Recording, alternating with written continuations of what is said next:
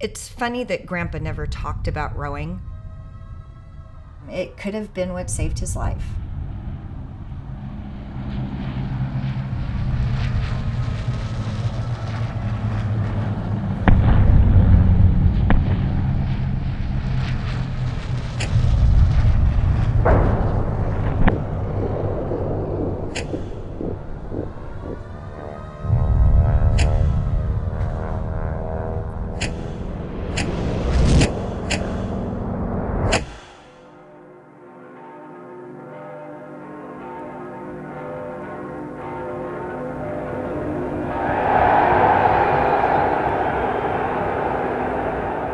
When Adolf Hitler hosted the Olympic Games, he was trying to demonstrate Aryan supremacy through athletics. And Germany kept winning and winning and winning. And late in the games, this unlikely group of American boys would challenge the pride of the Third Reich in one final race. Rowing was an extremely Ivy League sport, and here these boys were, sons of loggers, fishermen, and farmers from a remote corner of the United States. They had just labored their way through the Great Depression. Their bodies were strong yet very lean, and the world was watching.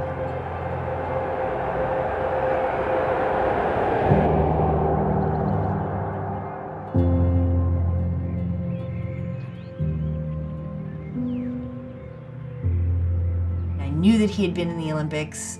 I didn't know that much about the circumstances of his rowing.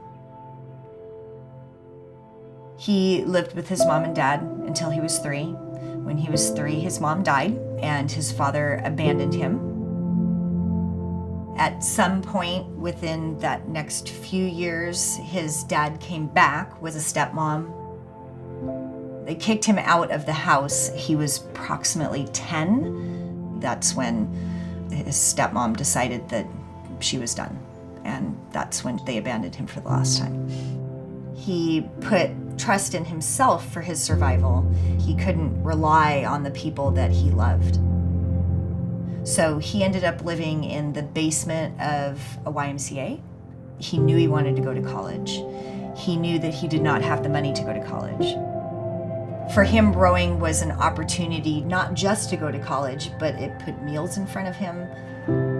He always had to be so independent to be able to survive that not being in charge of his situation was very, very difficult.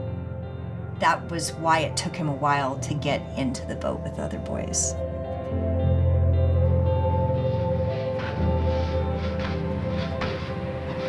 £3.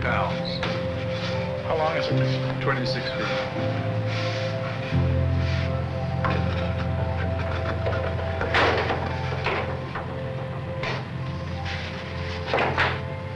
And look at that wood, brother.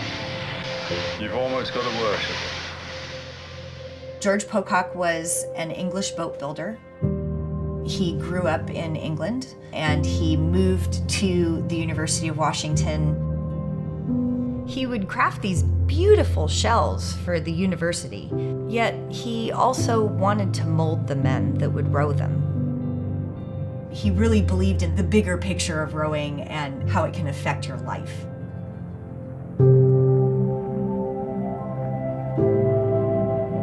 George noticed my Grandpa Joe, and he could see the potential in him. But he could also see that Grandpa was holding back from allowing himself to become part of the boat, from relinquishing control. And a crew doesn't succeed that way. There are no superstars in a boat. You could be better than this, become something bigger than yourself.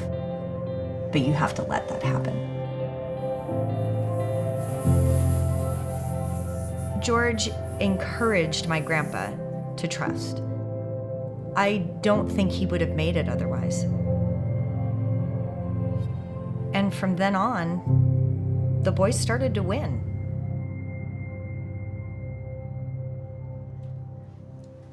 the iconic picture of them right after the Olympic trials.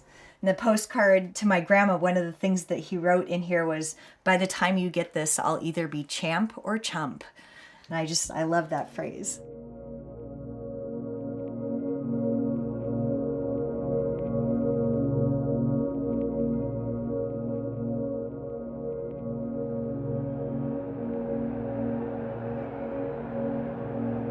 Hitler was at the race.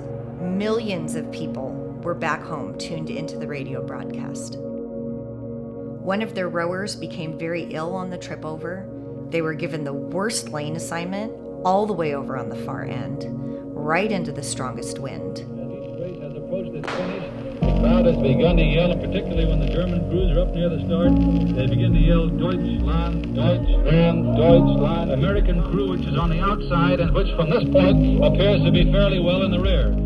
Italy, Germany, the United States, and Great Britain. It looks as though the United States were beginning to pour it on now. The Washington crew is driving hard on the outside of the course, and there's no question in the world but Washington has made up a tremendous amount of distance. With less than a quarter of a mile to go, the United States is now right up, even if not ahead of the Germans. The crowd is beginning to yell. They are coming very close to being in the lead now. I think that they have passed Germany. 200 yards to go. The United States is definitely ahead of Great Britain. They're now ahead of Italy. It's very, very close. Hear them yell for Germany, but the United States is in front with 50 meters to go. 40 meters to go. They have half a boat length on Italy. 20 meters to go. 10 meters to go, and the United States wins with Italy second and Germany third, and not one boat length between the first 5 crews. One of the most thrilling races I've ever seen in my life. That great crew from the Northwest. 1/6 of a second. That was their margin.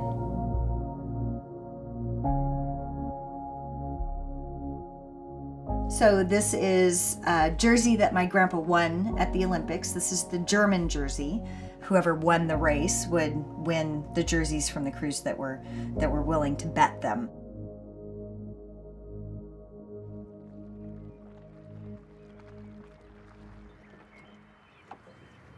I didn't start rowing until after my grandpa passed away.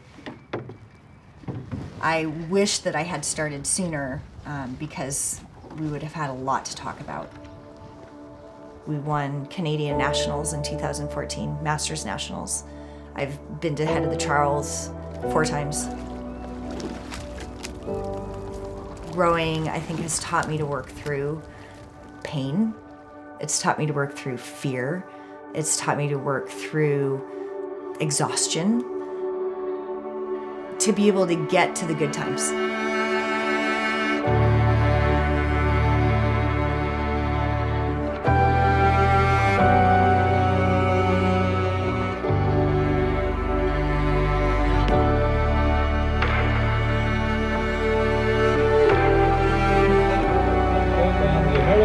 Apparently now in good condition, although there's the cheer for the official announcement that the United States has won the Olympic Age-old championship for the 5th consecutive time.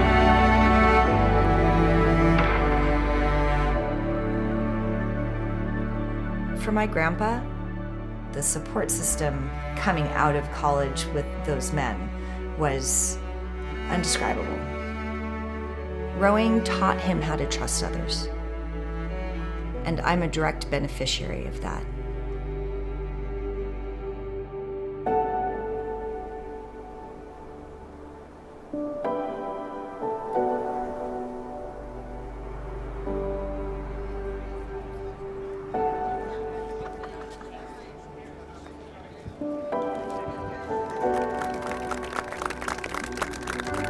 I had never even seen a shell up close before. Heading down to Lake Stevens with my son almost 10 years ago, and now this sport is central to my life. This boathouse is a dream that has been a long time in the making. We are so excited to finally be building a physical structure to call home.